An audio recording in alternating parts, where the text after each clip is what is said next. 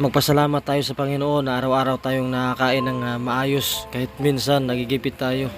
Yan talaga ang dapat nating pasalamatan. Dahil guys, tingnan nyo ang ating kababayan. Yung iba nating kababayan na kabuspalad, nagsusumikap silang mabuhay. Hindi naman natin alam kung anong pinagdaanan nila. Katulad dito ni ate, nakita ko sa Jollibee guys, dito sa Hilpuyat Avenue, dito sa Makati, na nangangalkal ng basura at saka nangunguha ng pagpag. Alam nyo guys, itong pagpag, tira-tira lang to ng mga customer. Yung mga buto-buto ng manok na meron pa namang laman kahit paano kunti, ito yung kanilang inuulam o kakainin.